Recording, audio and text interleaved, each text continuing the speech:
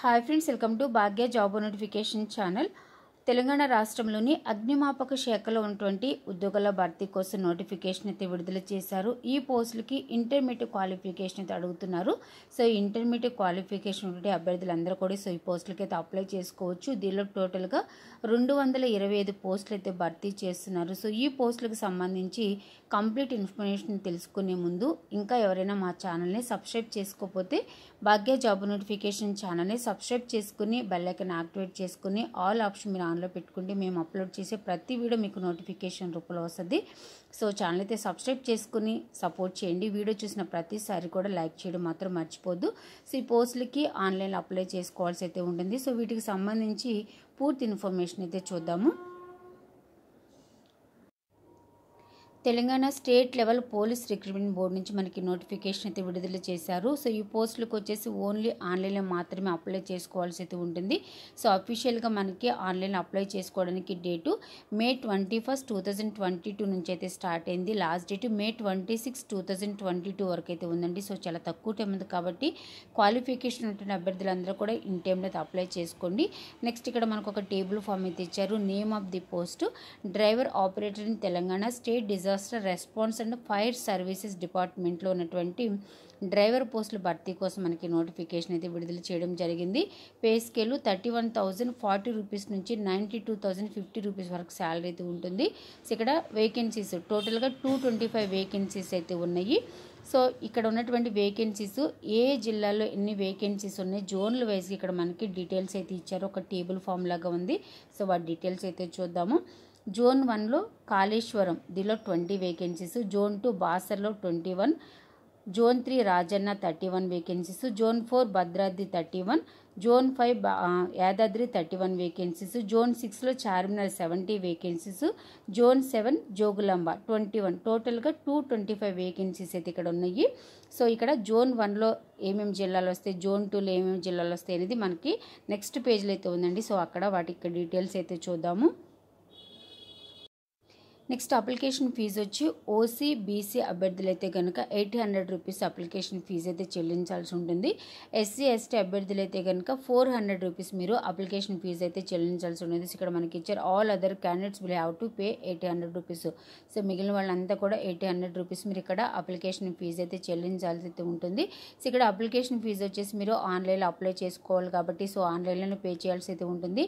Credit card ద్వారా కానీ debit card ద్వారా లేదా నెట్ బ్యాంకింగ్ ద్వారా కానీ మీరు ఇక్కడ అప్లికేషన్ ఫీజు అయితే చెల్లించాల్సి అయితే ఉంటుంది. ఇక్కడ మనకి స్టెప్ 1, స్టెప్ 2, స్టెప్ 3, స్టెప్ 4 అని ఇక్కడ డీటెయిల్స్ అయితే ఇచ్చారండి. సో ఇక్కడ ఉన్నటువంటి ఇన్ఫర్మేషన్ ఒకసారి అయితే చదివి మీరు ఈ పోస్టులకి అయితే అప్లై చేసుకోవచ్చు. అలాగే ఇక్కడ వెబ్సైట్ అడ్రస్ అయితే ఇచ్చారు www.tslprb.in. ఈ వెబ్సైట్ ద్వారా మీరు కూడా నోటిఫికేషన్ పేజెస్ అన్నీ కూడా డౌన్లోడ్ చేసుకుని ఇన్ఫర్మేషన్ అంతా కూడా మీరు కూడా ఒకసారి అయితే చదవండి.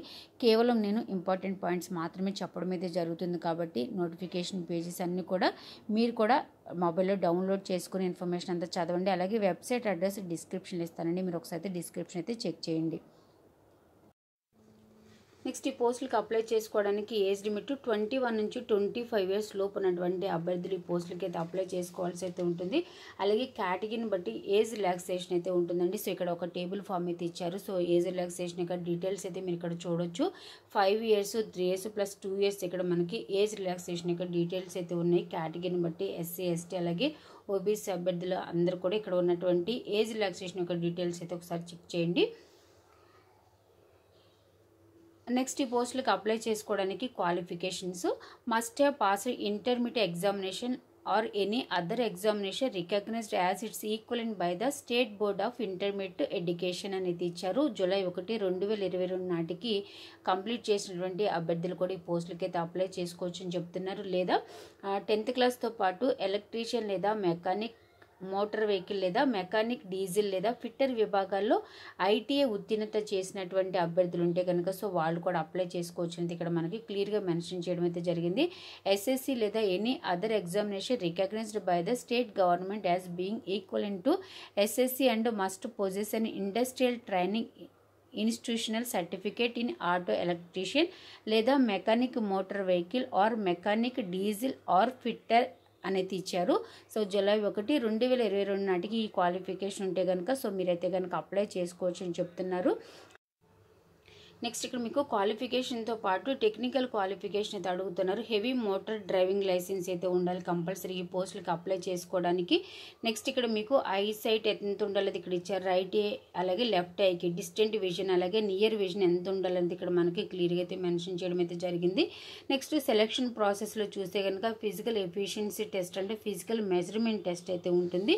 సో ఇక్కడ మీకు అయితే డీటెయిల్గా అయితే ఇచ్చారు. ఇక్కడ మీకు ఫిజికల్ ఎఫిషియన్సీ టెస్ట్లో చూస్తే కనుక 1600 మీటర్స్ రన్ ఈవెంట్ అయితే ఉంటుంది. 1600 మీటర్స్ రన్ అని ఇక్కడ.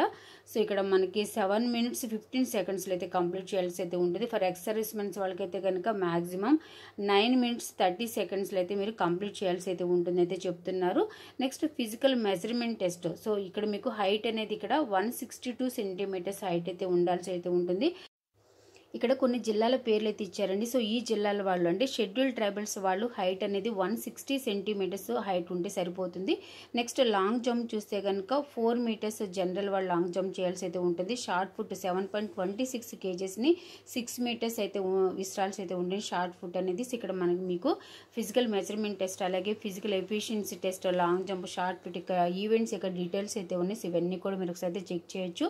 నెక్స్ట్ డ్రైవింగ్ టెస్ట్ అయితే ఉంటుంది. సో ఇక్కడ డ్రైవింగ్ టెస్ట్ అనేది ఎన్ని మార్క్స్ ఉంటుంది, 100 మార్క్స్ అయితే ఉంటుంది అయితే చెప్తున్నారు. సో ఇక్కడ డ్రైవింగ్ టెస్ట్ ఏ విధంగా ఉంటుంది అనేది ఇక్కడ మనకి ఇక్కడ డీటెయిల్స్ అయితే ఇచ్చారండి. సో 8 parameters ఉంటేనైతే చెప్తున్నారు. సో ఇక్కడ ఒక టేబుల్ ఫామ్ అయితే ఉంది కదా.